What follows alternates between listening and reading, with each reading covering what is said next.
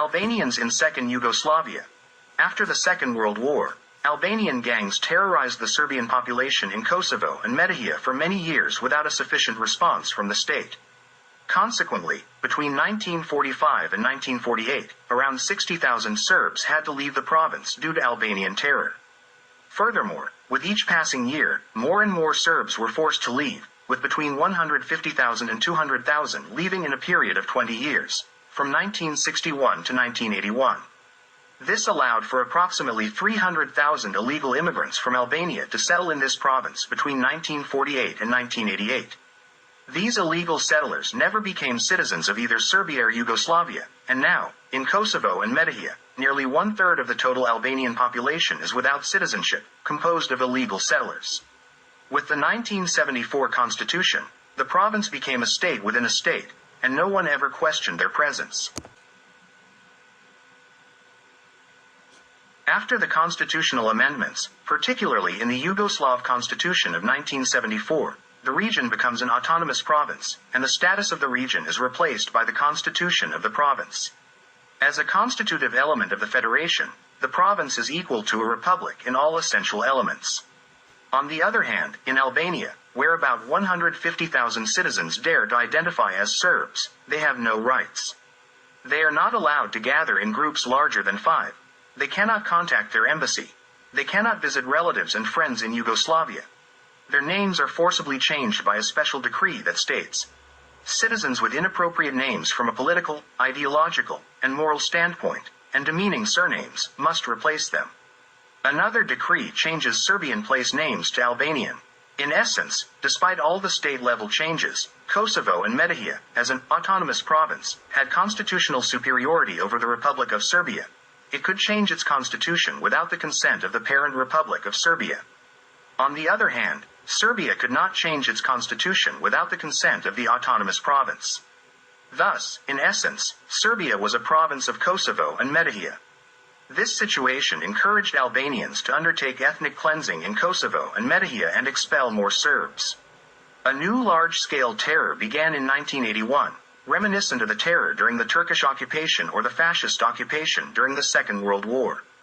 During 8 years of Albanian terror, another 100,000 Serbs had to leave Kosovo and Metohija.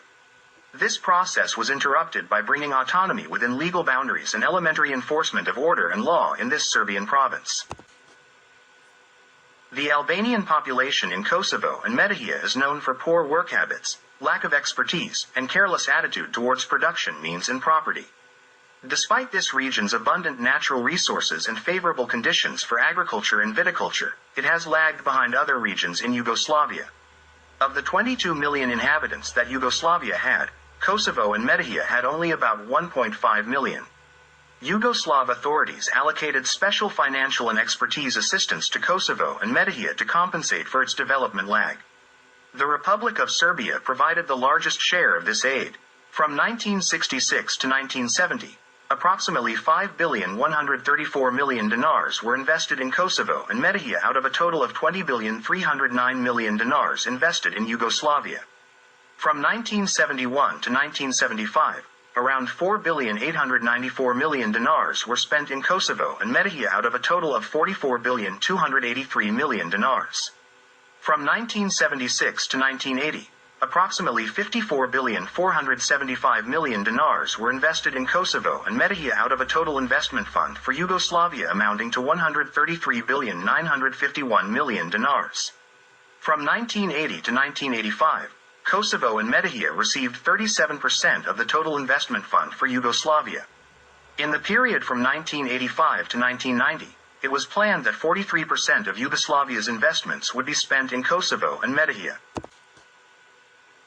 From the loan that the World Bank provided to Yugoslavia for development, Kosovo and Metohija received 24%, which is approximately $240 million.